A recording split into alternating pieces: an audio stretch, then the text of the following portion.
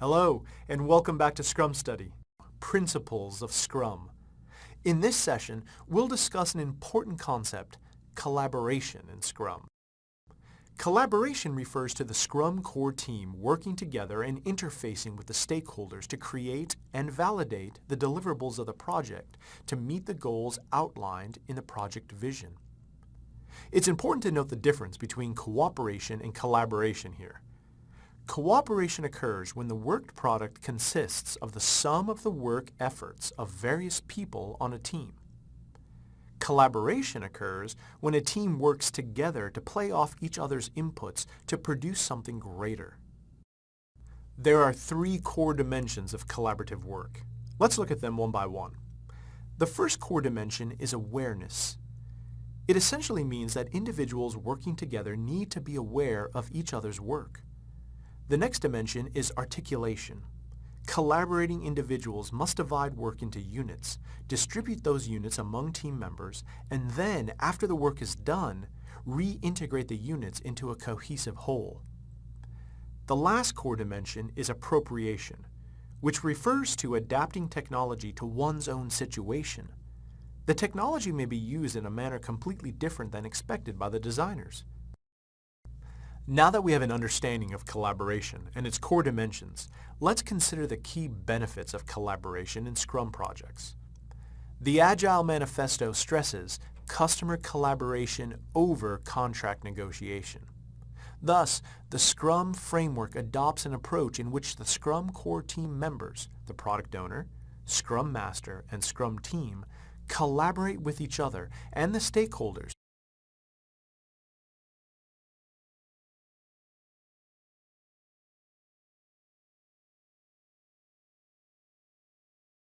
to create the deliverables that provide the greatest possible value to the customer. This collaboration occurs throughout the project. Collaboration ensures that the following benefits are realized. The need for bringing about changes due to poorly clarified requirements is minimized. For example, during the Create Project Vision, Develop Epics, and Create Prioritize Product Backlog processes, the product owner collaborates with stakeholders to create the project vision, epics, and prioritize product backlog, respectively. This will ensure that there's clarity among Scrum core team members on the work that's required to complete the project. The Scrum team collaborates continuously with the product owner and stakeholders through a transparent prioritized product backlog to create the project deliverables. The processes conduct daily stand-up, groom prioritized product backlog, and retrospect sprint provide scope to the Scrum core team members to discuss what's been done and collaborate on what needs to be done. Thus, the number of change requests from the customer and rework is minimized. The second benefit is that risks are identified and dealt with efficiently. For example, risks to the project are identified and assessed in the Develop Epics, Create Deliverables, and Conduct Daily Stand-Up processes by the Scrum core team members. The Scrum meeting tools such as the Daily Stand-Up meeting, Sprint, Planning meeting, Prioritize Product Backlog Review meeting, and so on provide opportunities to the team to not only identify and assess risks, but also to implement risk responses to high priority risks. A third benefit is that the true potential of the team is realized. For example, conducting the daily stand-up process provides scope for the Scrum team to collaborate and understand the strengths and weaknesses of its members. If a team member has missed a task deadline, the Scrum team members align themselves collaboratively to complete the task and meet the targets agreed to for completing the sprint. A fourth benefit is that continuous improvement is ensured through lessons learned in collaboration. For example, the Scrum team uses the retrospect sprint process to identify what went well and what didn't go well in the previous sprint. This provides opportunity to the Scrum Master to work with the team and rework and improve the team for the next scheduled sprint. This will also ensure that collaboration is even more effective in the next sprint. Pause this video if you wish to study the displayed diagram. It provides an illustration of the benefits of collaboration in Scrum projects. We'll now consider the importance of co-location in collaboration. For many of the Scrum practices, high bandwidth communication is required. To enable this, it's preferred that team members are co-located.